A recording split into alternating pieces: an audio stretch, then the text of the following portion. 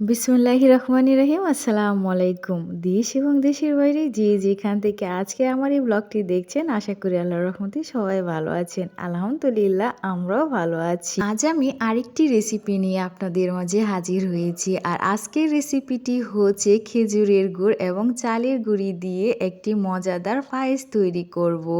তো তার জন্যে আমি দেখতেই পাচ্ছেন কিছু চালের গুঁড়ি এবং নারিকেল আর নিয়ে নিয়েছি খেজুরের গুড়, লবণ, এলাচ, দারচিনি, তেজপাতা এবং আগে থেকে ভিজিয়ে রাখা সাবুদানাগুলিও আমি এখন নিয়ে নিয়েছি।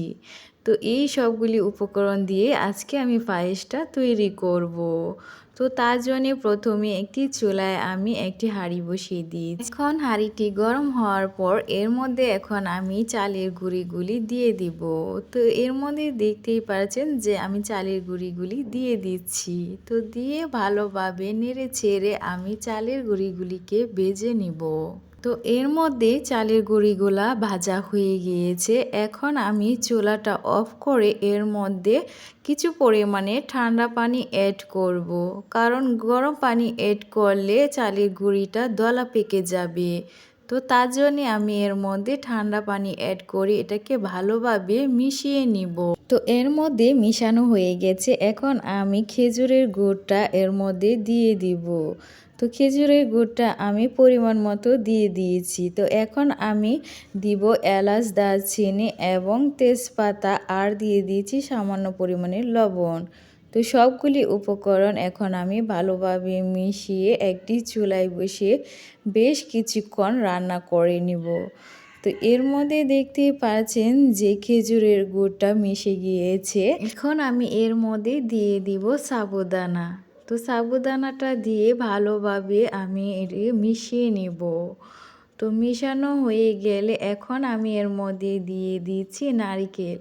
তো নারিকেলটা দিয়ে ভালোভাবে মিশিয়ে আমি বেশ কিছুক্ষণ রান্না করে নিব, যেন সাবুদানা এবং নারিকেল দুটি ফুটে যায়।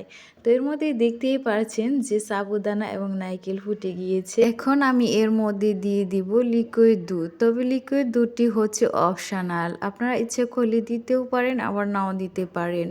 তবে দিলে একটি ভালো ফ্লেভার আসে, সেটা আমার কাছে অনেক ভালো লাগে, তো তার জন্য আমি দিয়েছি। তো এর মধ্যে দেখতেই পাচ্ছেন যে আমার পায়েসটি হয়ে গিয়েছে। এখন আমি হালকা ঠান্ডা হওয়ার পর পরিবেশন করে নেব।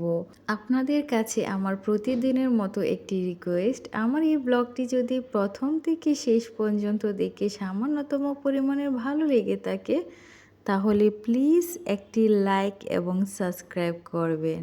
আর কমেন্ট বক্সে অবশ্যই আপনাদের মূল্যবান মতামতটি জানিয়ে আমার পাশে থাকবেন। তো এর মধ্যে দেখতেই পারছেন যে আমি পরিবেশন করে ফেলেছি। তো অবশ্যই আপনারা বাসায় একবার এভাবে ট্রাই করবেন এই পায়েসটি। আশা করি সবার কাছে ভালো লাগবে। তো আজ এই পর্যন্তই। আল্লাহ হাফেজ।